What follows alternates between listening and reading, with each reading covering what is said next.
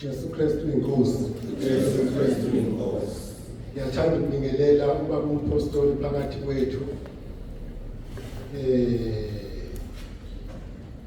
Umama ngathi ngibona.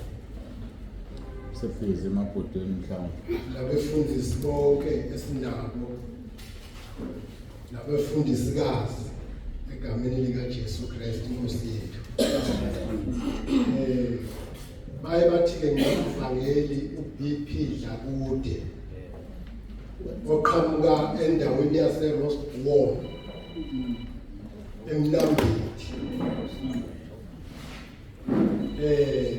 Ngibonga uJesu Kristu inkosi yethu eyathanda ukuthi nami ngelinye ilanga ngibalwe kanye nabangcwele noma mina ngangakuboni lokho. Namhlanje ngizwe isiqululo esithi uYesu Melusi omkhulu. Seluswa noma singakakholwa nguMelusi.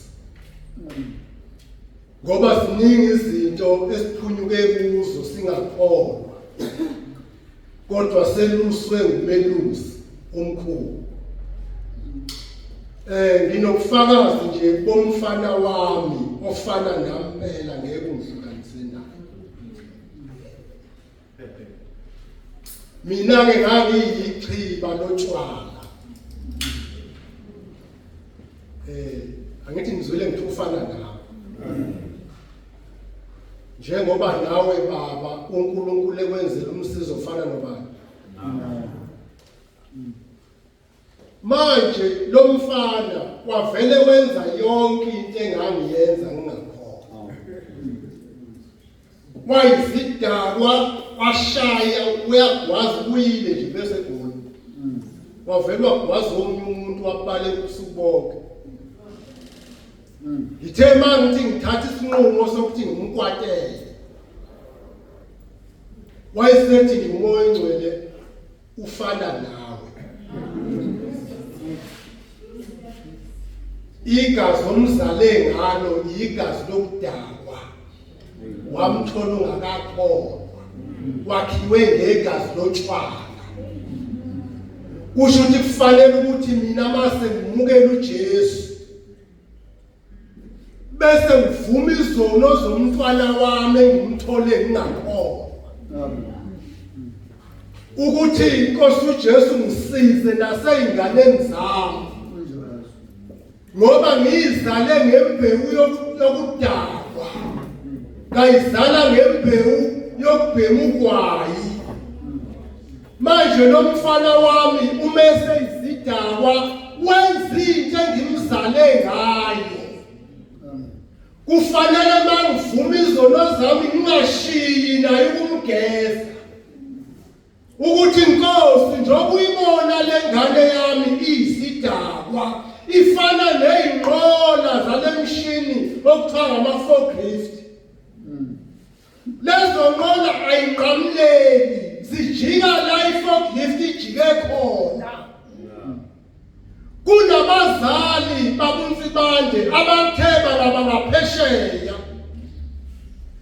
Basebethi bayingane zabo ziqonywa zidakwa. Baba ngaphesheya bathi bangangazi ngabe ngayibulala lento ngingakayizama. Basingane yakhe iphila impilo yakufa ngoba uyibulele khuluma. Lithi iBhayibheli uma uthethelelwe emhlabeni nasezulwini uxolele. Manje ma umzali wakho etheka zalanga wabona amathuba. Kusho ukuthi uqonda ukutshela ukuthi wena mntwana wakho ubonile. Kufanele futhi iphinde iphume kumzali ukuyokhulula ingane yakhe esipotini ngoba wayibiza ngesidakwa. Wathi angizalanga lutho ngazala isidakwa. Kanti usho ingane yenza izinto ayizale. and lo mfana wami wavelwa wazi umfana ozalwa ngumamncane wakhe. Lo mfana wacishe wendlule emhlabeni esesibhedlela eGoli. Uthe makuvuka kimi ukuthi ngimenze njani? Ungangcwela ngakutshela. Unenhlanhla wena othi mawuye emkhulekweni uNkulunkulu akutshele ngebandla likaBaba uNsibanda ukuthi liyabheda. Isibuko asivezi umuntu ongekho esibukweni. Uma nje esibukweni isibuko siveza wena. Akwenzeki bazalwane uNkulunkulu akuthuma into wena. Kukhona ubaba othandazayo lapha uNsibanda.